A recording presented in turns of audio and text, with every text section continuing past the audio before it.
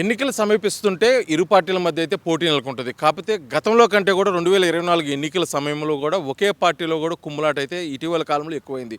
ముఖ్యంగా చూసుకుంటే ప్రకాశం జిల్లా నియోజకవర్గాల్లో అయితే ఈ కుమ్ములాట ఎక్కువ ఉంది. మొదటిసారిగా అద్దంకి నియోజకవర్గంలో గత 4.5 సంవత్సరాలుగా వైఎస్ఆర్సీపీ బాధ్యతలు మోసినటువంటి చెంచు కృష్ణ చైతన్య కాదని చెప్పేసి హనుమిరెడ్డిని నియమించడం పట్ల కూడా చెంచు గరటయ్య అదేవిధంగా కృష్ణ చైతన్య వర్గీయులు కూడా అయితే తమ ఆవేదన వ్యక్తం చేస్తున్నారు. పార్టీకి గత కొంతకాలంగా కూడా కృషి చేసినటువంటి వ్యక్తిని కాదని చెప్పేసి కొత్త వ్యక్తిని తీసుకురావడం కూడా ఇక్కడ పార్టీకి అయితే కొద్దిగా ఇబ్బందికరమైన వాతావరణం చెప్పేసి అదేవిధంగా మన ఆర్టీవీతో కూడా మాట్లాడేదాని కోసం కొంతమంది ఎంపీపీలు, మండల కన్వీనర్లు, పంచాయతీ ప్రెసిడెంట్లు కూడా మనతో పాటు ఉన్నారు. వారు మాట్లాడి తెలుసుకుందాం సార్. గత కొంతకాలం నుంచి అయితే కూడా సుమారు 4.5 సంవత్సరంలో కృష్ణ చైతన్య అయితే అద్దంకి నియోజకవర్గంలో వైఎస్ఆర్సీపీ బాధ్యతలు మోయటం, అదేవిధంగా వైఎస్ఆర్సీపీ పార్టీకి సంబంధించిన అన్ని కార్యక్రమాల్లో పాల్గొనడం జరిగింది. ఇటీవల కాలంలో వైఎస్ జగన్మోహన్ రెడ్డి కొత్త పేరును అయితే అద్దంకి నియోజకవర్గంలో ప్రస్తావించడం జరిగింది. అతని పేరు హనుమిరెడ్డి. అతను రావడం పట్ల మీరేమంటారు? ఓల్డ్ ప్రకాశం జిల్లాలో బాచన కృష్ణ చైతన్య గారి తండ్రి గారు అయినటువంటి బాచన చెంచు గరటయ్య గారు ఒక పెద్ద రాజకీయ చరిత్ర.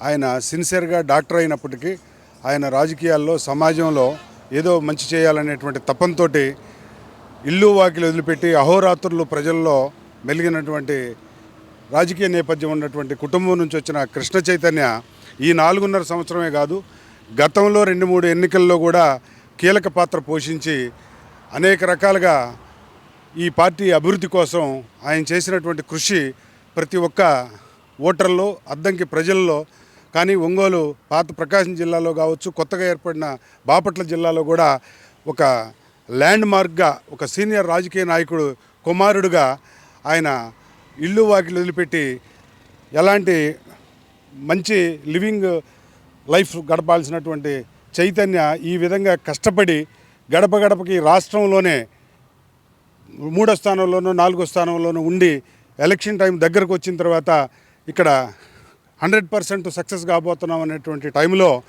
ఇలాంటి మార్పులు చేయటం, ఇలాంటి ఎక్స్పెరిమెంట్లు చేయటం అనేది చాలా బాధాకరంగా ఉంది.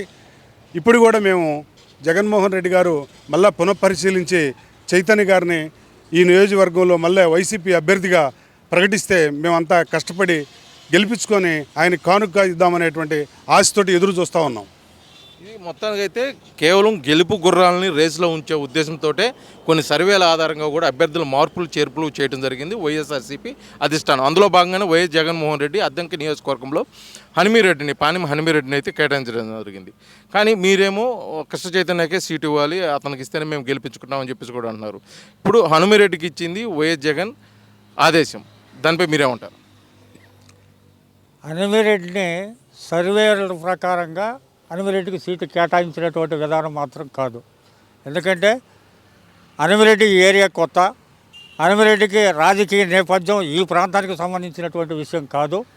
గత 4 సార్లు ఎమ్మెల్యే గెలిచిన కుటుంబం నుంచి వచ్చినటువంటి వ్యక్తి, 4 సంవత్సరాల 7 నెలలు అఘోరాత్రులు శ్రమించినటువంటి వ్యక్తి. ఆ వ్యక్తిని కాదని సర్వేలు అన్నీ అనుకూలంగా ఉన్నాయి, మనం ఖచ్చితంగా గెలుస్తామనేటువంటి పరిస్థితి సర్వేలో కూడా ఉందని ఐపాక్ కూడా అనేక పత్రికల్లో చైతన్యకే ఓటేశారని చెప్పిన తర్వాత కూడా ఎవరో దాన్ని ప్రభావితం చేసి ఈ క్యాండిడేట్ని పల్నాడు జిల్లా నుంచి తీసుకొచ్చి పెదకొరకపాడు కాన్స్టిట్యున్సీ నుంచి తీసుకొచ్చి ఇక్కడ పెట్టి ఆయన సర్వే ఫలితంగా వచ్చిందంటే ఆ సర్వే అనేది గతంలో చేసి ఉండాలా, ఆ పార్టీకి క్యాండిడేట్ పార్టీకి విధేయత ఉండాలా, గత ముందు నేపథ్యం అన్నా ఉండాలా.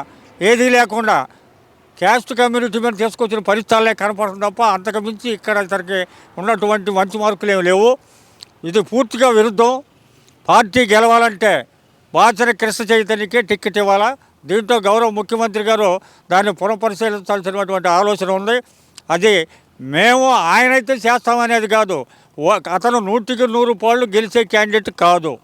ఎందుకంటే 4 సార్లు ఎమ్మెల్యేగా గెలిచినటువంటి గొట్టిపాటి రవికుమార్ మీద పోటీ, కమ్మ సామాజిక వర్గం 52,000 ఓట్లు ఉన్నటువంటి కాన్స్టిట్యున్సీ, ఆడ 10-12,000 ఓట్లు చీల్చగలిగినటువంటి వ్యక్తికే ఆడ గెలుపు అవకాశం ఉండేది.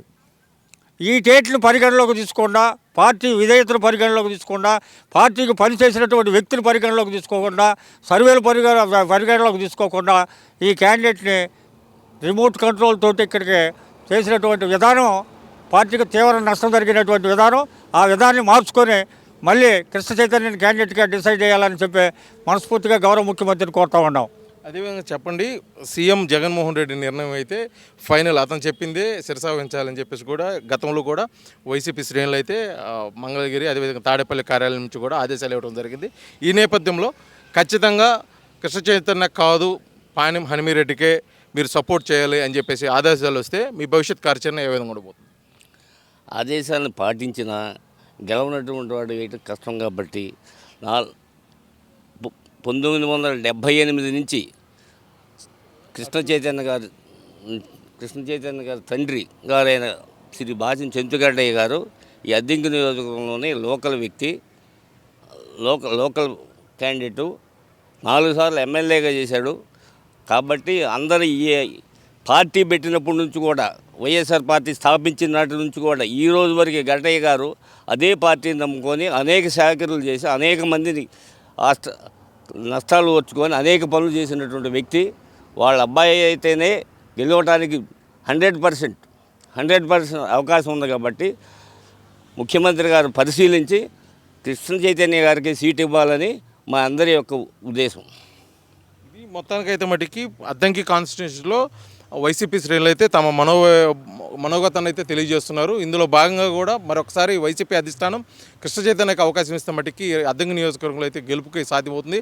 అదేవిధంగా కూడా హనుమిరెడ్డికి కానిస్తే ఇక్కడ గణాంకాలు అయితే చెప్తున్నాయి. గతంలో ఇక్కడ అనుభవం కూడా లేదు, కేవలం ఒక వ్యక్తి ఇన్ఫ్లుయెన్స్ ద్వారానే ఇక్కడికి రావడం, ఎన్నికల్లో కూడా పోటీ చేయడానికి సిద్ధమవుతున్న ఈ తరుణంలో మొదటికి వైసీపీ పార్టీ శ్రేణులు పూర్తి స్థాయిలో అయితే సహాయ సహకారాలు అందించలేరు. ముఖ్యంగా కమ్మ సామాజిక వర్గం అధికంగా ఉన్న ఈ అధిక నియోజకవర్గంలో కృష్ణ చైతన్య అయితే మటుకి గెలుపు గుర్రంగా నిలుస్తారని చెప్పేసి కూడా పార్టీ శ్రేణులు అయితే తెలియజేస్తున్నారు.